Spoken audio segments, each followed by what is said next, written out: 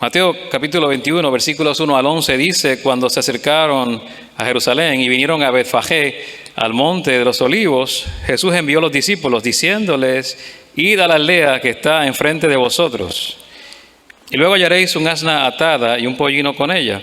Desatadla y traédmelos. Y si alguien os dijere algo, decid: el Señor los necesita, y luego los enviará. Y todo esto aconteció para que se cumpliese lo dicho por el profeta, cuando dijo: decid a la hija de Sión, he aquí, tu rey viene a ti, manso y sentado sobre una asna, sobre un pollino, hijo de animal de carga.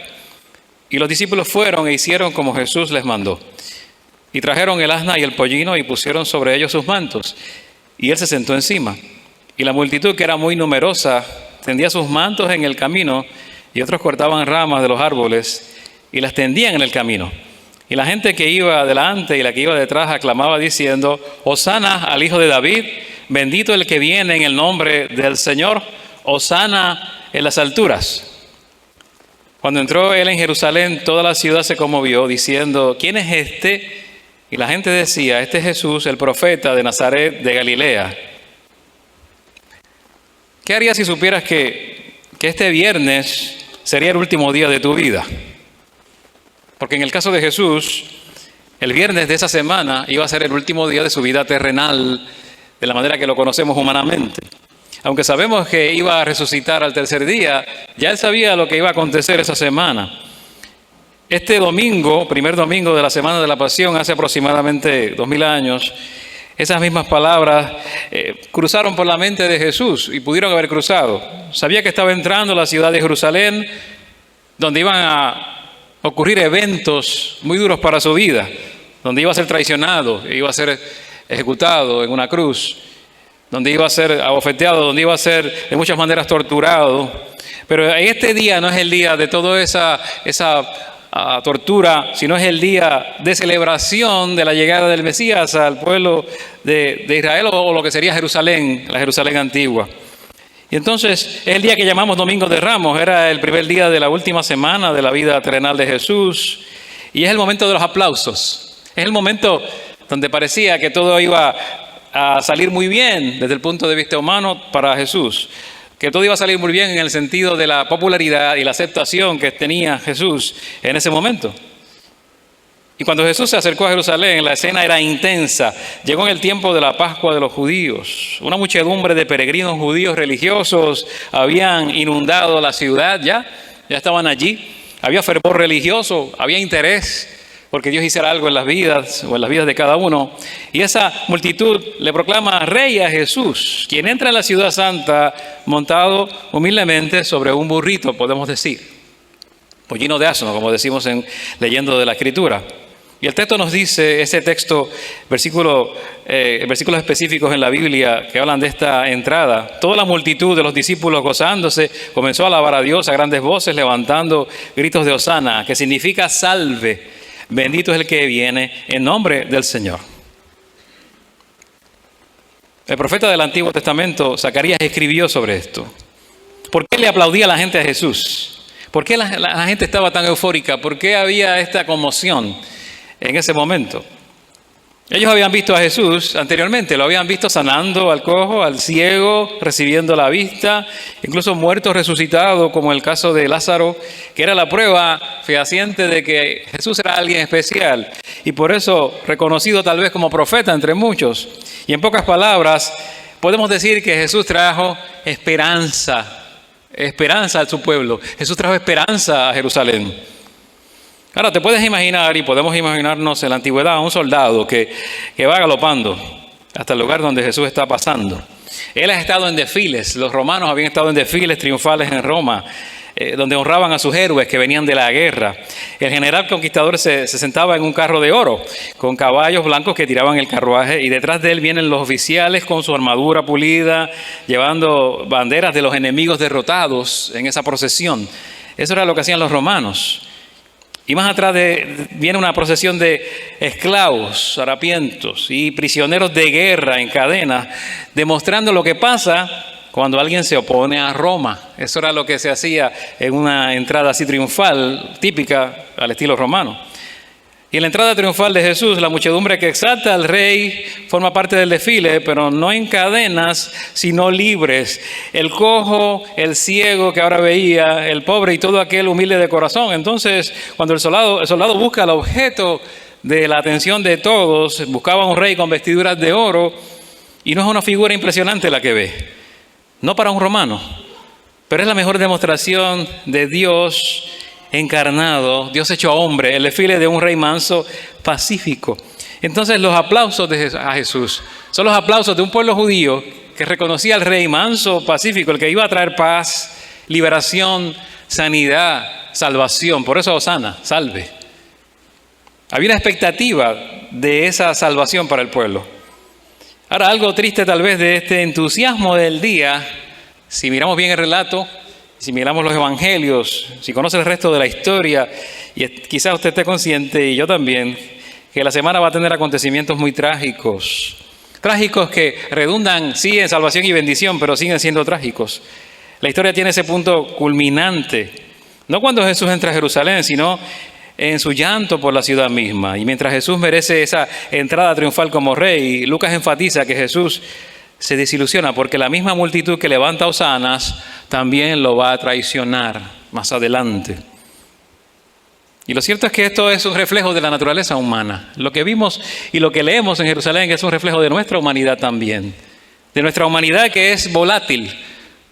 Nosotros podemos estar muy fervorosos hoy en nuestra intensidad, en nuestra fe, y mañana no estar así. Hoy albergar esperanza y mañana sentirnos que estamos abandonados. Hoy alguien inclusive puede ser famoso, como pasó con Jesús entrando a Jerusalén, y popular, y esa misma semana o un poco más adelante la gente odiarlo. Las muchedumbres tienen memoria corta, y el ser humano tiene memoria corta. Y por eso recordamos lo que significó el sacrificio de Jesús. Las mismas voces que gritaron Hosana el domingo gritaban crucifíquelo, crucifíquelo, libera a Barrabás, suelta a Barrabás la mañana del viernes. Sabemos que más adelante terminó por venderse a Jesús por 30 piezas de plata a Judas.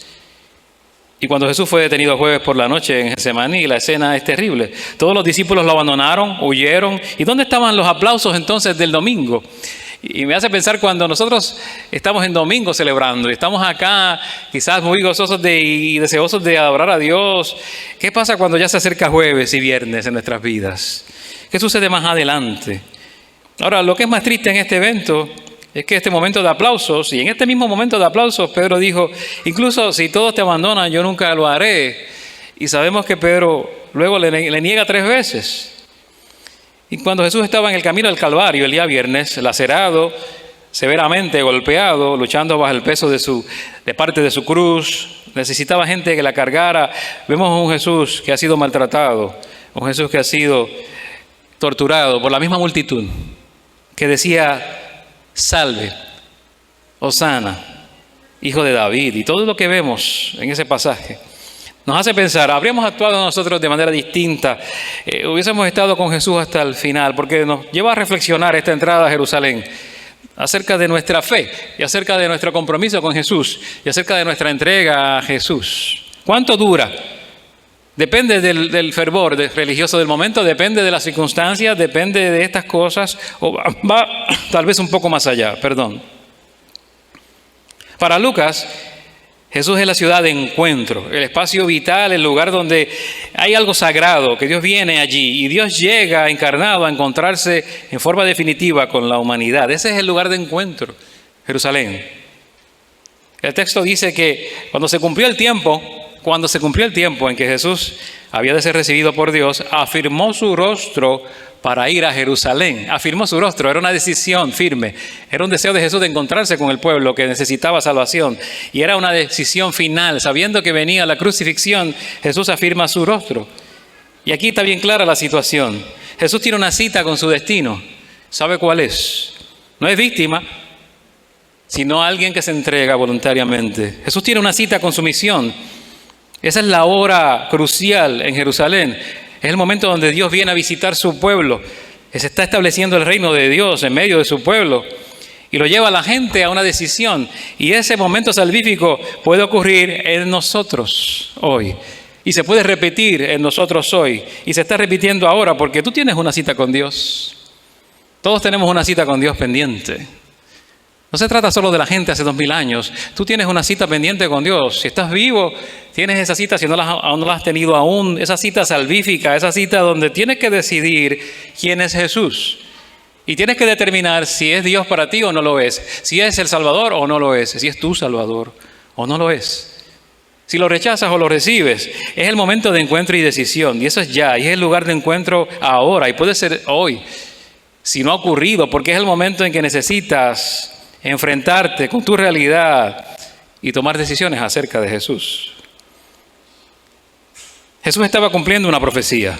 La Biblia dice que esto es profético. No estamos hablando de un evento al azar. Y dice, y esto fue hecho para que se cumpliese lo que fue dicho por el profeta. Aquí hay algo profético que debemos entender porque las raíces judías estaban aquí. Pero ahora tenemos que entender que está citando Mateo a Zacarías. Habían raíces judías que facilitarían entender lo que estaba ocurriendo y lo que era la profecía que se estaba cumpliendo. Zacarías había dicho en Zacarías 9:9, alégrate mucho, hija de Sión, da voces de júbilo, hija de Jerusalén. He aquí tu rey vendrá a ti, justo y salvador, humilde y cabalgando sobre un asno, así sobre un pollino, hijo de asna. Aquí hay una realidad que se está cumpliendo de forma literal, como lo dijo Zacarías. Sin embargo, Zacarías añadió, aquí viene justo, Mesías, Jesús como justo y salvador. Son palabras que dijo Zacarías. Mateo no necesariamente las incluye.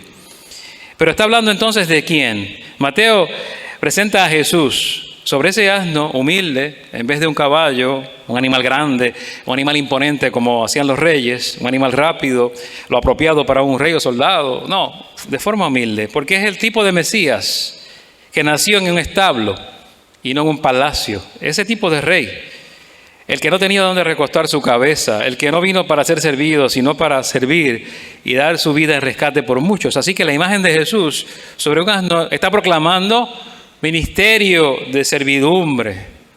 Ministerio de servidumbre. Mateo no quiso proyectar una entrada triunfal, como decimos generalmente en la Biblia, aparece ese encabezado. Expresa otra cosa. El título tradicional es la entrada triunfal de este evento, pero es una entrada humilde. Es una llegada de un rey humilde en el Monte de los Olivos, en un lugar específico, en un encuentro real, en un lugar geográfico real. No en cualquier lugar, esto no es un cuento, es historia. El Monte de los Olivos es una cordillera de 2.5 millas de largo. Usted puede ir a verla, hay 3 picos allí, ubicado en Jerusalén, cerca de un valle, ¿verdad?, en la ciudad. Y es el lugar típico, ¿no?, tradicional de la ascensión de Jesús, donde se cree que ascendió al cielo, por lo menos en la tradición cristiana. Y Jesús le dijo a los discípulos, id a la aldea que está enfrente de vosotros, y luego hallaréis una asna atada y un pollino con ella, desatadla y traédmelos. Y si alguien os dijere algo, decid, el Señor los necesita y luego los enviará. Había una encomienda extraña aquí.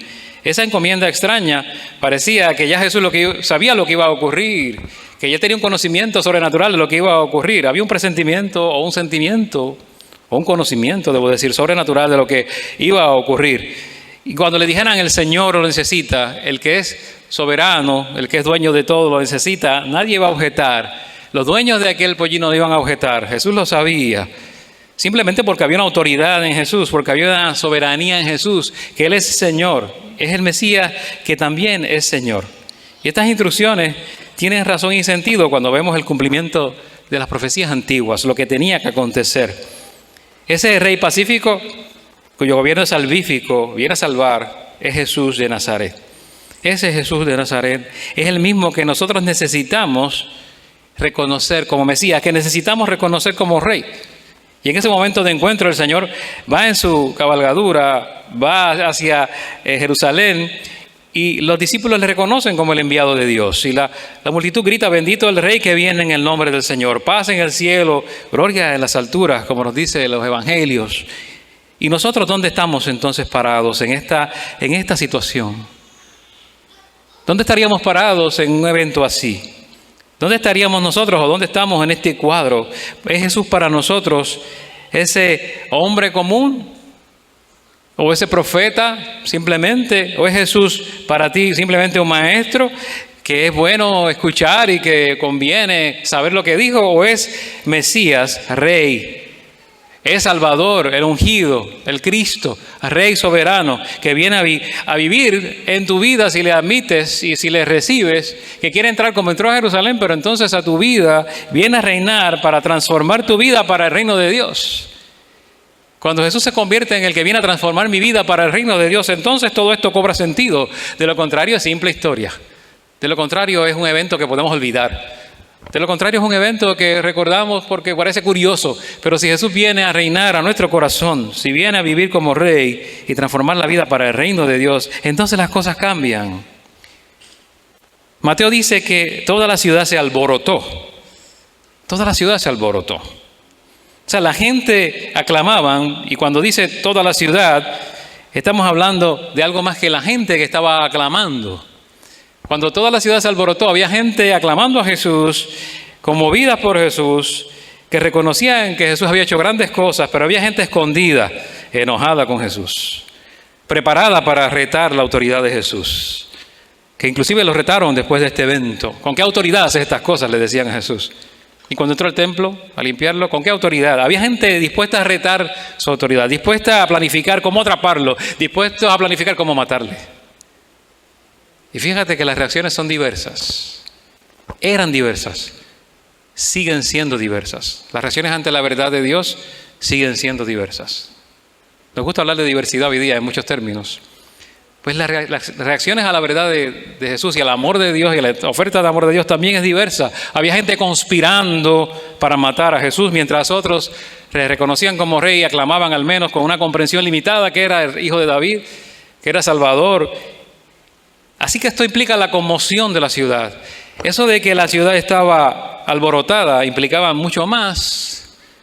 Implicaba que había reacciones buenas y malas. Habían tipos distintos de personas. A su paso, Jesús encontró dos tipos de personas. ¿Sabes que la palabra que se usa allí para conmovida la ciudad o alborotada es la que se usa para sismo, cuando hay sismos? Ahí proviene la palabra sismo o terremoto. Es la misma palabra que se usa en el momento en que tiembla la tierra, cuando Jesús finalmente muere en la cruz, y cuando hay la resurrección también. Cuando ocurre la resurrección, que hubo un gran terremoto, dice los evangelios, es la misma palabra.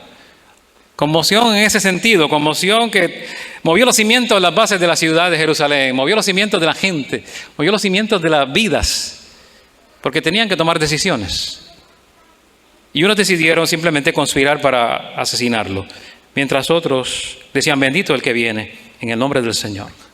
Anhelaban paz, anhelaban sí en su corazón paz, aunque no entendían todo el panorama.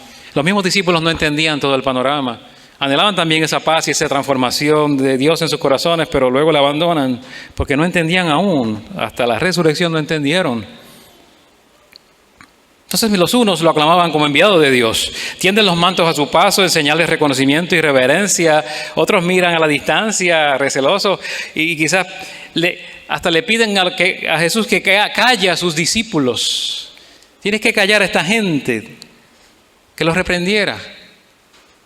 No todo fue aceptación, no todo fue bienvenida para Jesús en ese momento. Entonces, te pregunto si para ti y para nosotros nuestra respuesta a Jesús es de aceptación y bienvenida, o es esa respuesta de rechazo, es esa respuesta de negar su autoridad sobre nuestras vidas, es esa respuesta de cuestionar su señorío, que Él no es Señor, o que no debe ser Señor en nuestras vidas, no debe gobernar en mi vida. ¿Cuál es tu respuesta ante la llegada de Jesús? Puede ser una o la otra. Hay creyentes y hay incrédulos, hay seguidores y hay detractores y enemigos, pero no todos van a tomar la misma postura. Y aunque no todos tomen la misma postura, todos tienen que tomar una decisión. Quizás no asuman posturas, pero tienen que tomar una decisión en cuanto a Jesús. Si le vas a rechazar o le vas a recibir. Ignorar a Jesús es un rechazo también. Hacerse la vista larga es también un rechazo. Entonces nos pareceremos más a quién, a los discípulos o a los fariseos. Y la gente que iba adelante, dice el verso, Y la que iba detrás aclamaba diciendo: Hosana al Hijo de David, bendito el que viene en el nombre del Señor, Hosana en las alturas. Ahora, ¿qué significa este Hosana al Hijo de David? ¿Por qué Hijo de David? ¿Por qué esta frase? ¿Por qué este título? Sabemos ya que la palabra Hosana viene de sálvanos. Y era una palabra común, se usaba en las oraciones como una palabra de alabanza. Estaban alabando, es como el aleluya nuestro cristiano. El aleluya se ha convertido en parte de la alabanza. Y esto era igual, Hosana era una manera de alabar. Bendito el que viene en el nombre del Señor. Es una frase tomada del Salmo 118, 26. El Salmo que es una canción de alabanza, Salmo de Alel. Tradicionalmente se cantaba este salmo durante la Pascua. Y lo vemos citado muchas veces, pero había entonces una alabanza que surgía en el pueblo al llegar Jesús, al llegar el Señor. Había expresiones de alabanza, había todo este alboroto. Nos dice la Biblia que sí, la ciudad se conmovió, pero no solo se conmovió, sino que se preguntaban: ¿quién es este? Dice el verso en Mateo 21, versículo 10 al 11. Cuando entró él en Jerusalén, toda la ciudad se conmovió diciendo: ¿quién es este? Y la gente decía: este es Jesús el profeta de Nazaret de Galilea. Entonces, ¿quién es este? Es la pregunta que es inescapable para ellos y para nosotros. ¿Quién es este? Unos no tenían idea de quién era Jesús, por eso preguntaban. Otros tenían conocimiento limitado. Es profeta. Sabemos que es profeta, qué bien. Tienes una idea y que es de Nazaret de Galilea. Y le han visto hacer muchas cosas, pero seguía siendo conocimiento limitado. Seguía siendo parte del conocimiento. ¿Quién es este? Es la gran pregunta de Mateo para nosotros, para todos nosotros. Y Mateo la contesta en su evangelio de muchas maneras. Dice que Jesús viene de la genealogía que identifica a Jesús el Mesías como hijo de David, hijo de Abraham.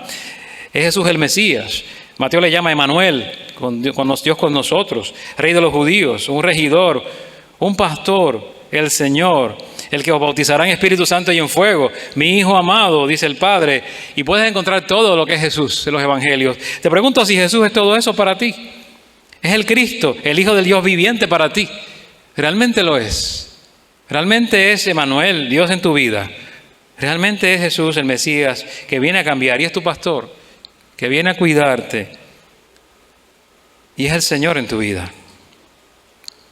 El que dijeran Jesús el profeta de Nazaret de Galilea era algo bueno, era algo que estaba llevándolos a la verdad, los llevaba a identificar a Jesús como alguien que no era común. El profeta puede significar que identificaban a Jesús, lo estaban identificando con el profeta que Moisés prometió en el Antiguo Testamento. Entonces quizás eso parece esperar demasiado, pero ¿cuánta comprensión tenemos nosotros de la importancia de Jesús? Porque es más que un profeta. Mientras que la multitud le recibe con aclamaciones, tenemos que preguntarnos y podemos decir entonces, ¿qué quieren decir con el profeta de Nazaret o de Nazaret de Galilea? En este lugar, ese lugar que está apartado de la ciudad de Jerusalén, ese lugar que no es el centro de la vida religiosa de Israel, ese lugar que es humilde, ese lugar donde algunos decían, bueno, de estos lugares no hay nada bueno y no proviene nada bueno. ¿Cómo es posible que pudieran ver a alguien tan especial y Mesías, Salvador de ese lugar, proviniendo de ese lugar? Y no del centro de vida religiosa, no del centro de la adoración para los judíos, que era Jerusalén. Bueno, había cierto grado de comprensión.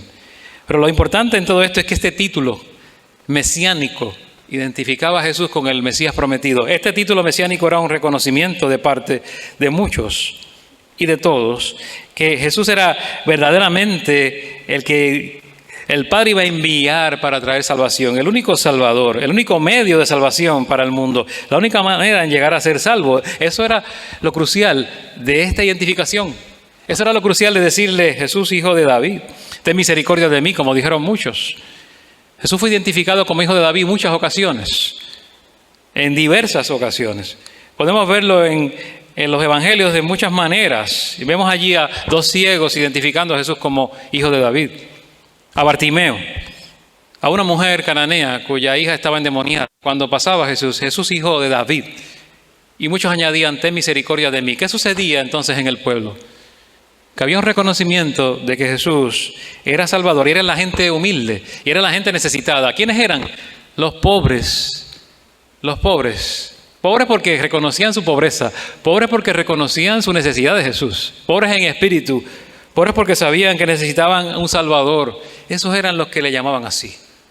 La gente que no pertenecía a las grandes élites, la gente que no estaba en los niveles más elevados, no eran los fariseos, no eran los que eran maestros de la ley, no eran los expertos en religión, los religiosos profesionales del tiempo de Jesús, exceptuando algunos que sí, como Nicodemo y otros más.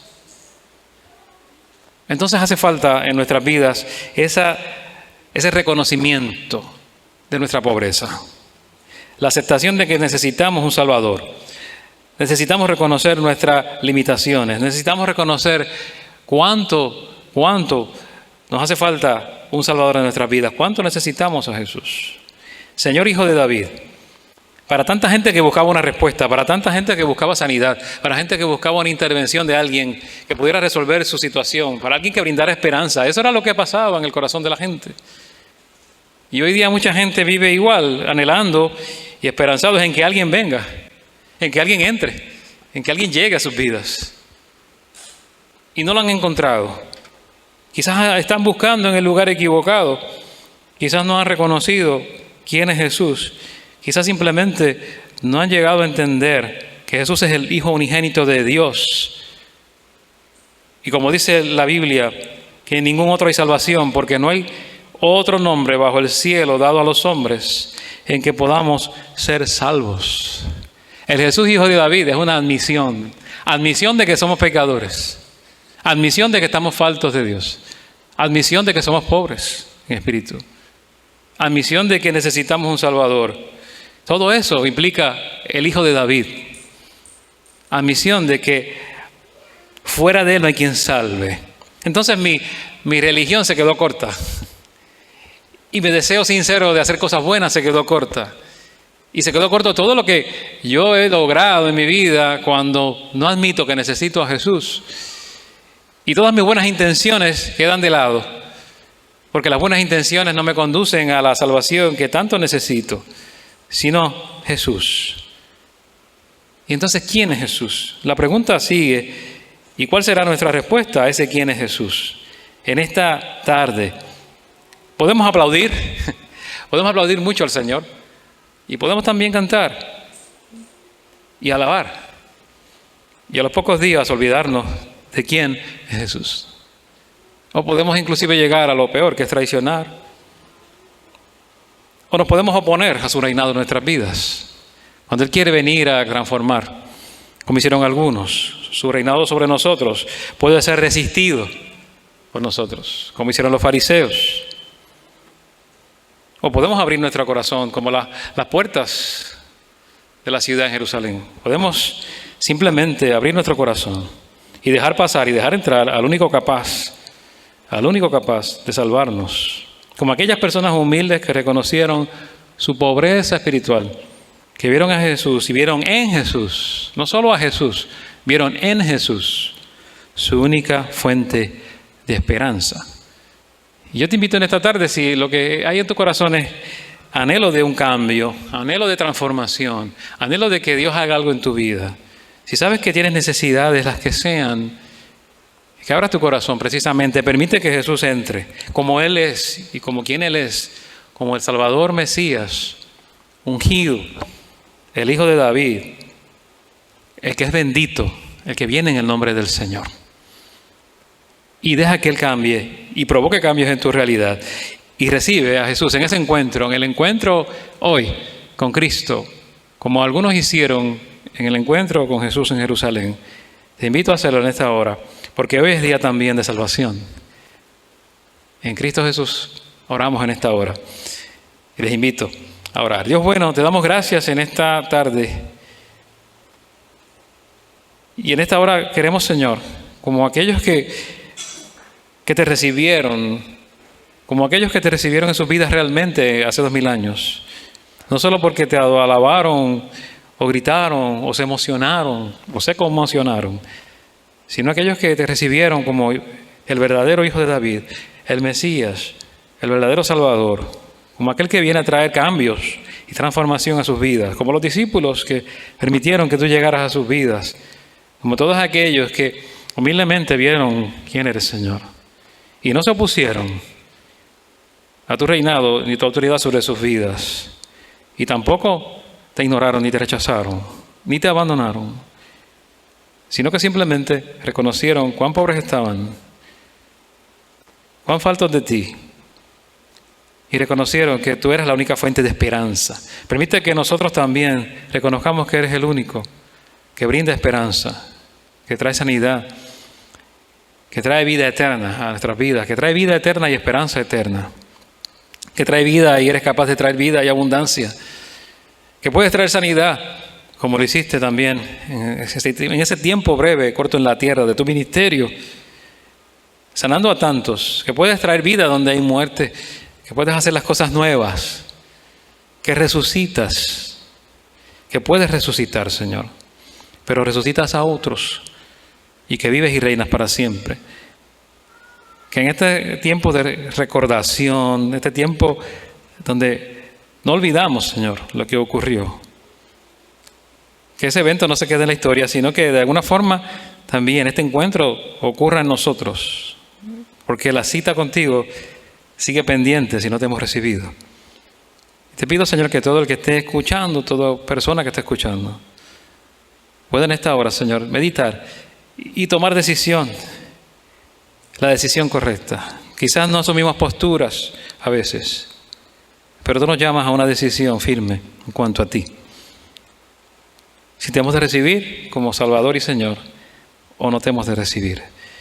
Queremos, Señor, reconocer, como dice tu palabra, que en ningún otro hay salvación, que no hay otro nombre bajo el cielo dado a los hombres en el cual podamos ser salvos.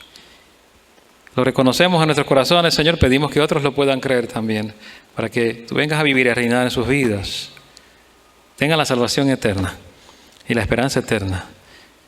Que nuestra admisión de nuestro pecado, que la admisión de nuestra necesidad de ti nos lleve, Señor, a la entrega, como tú quieres que lo hagamos, porque eres dador de vida, dador de esperanza.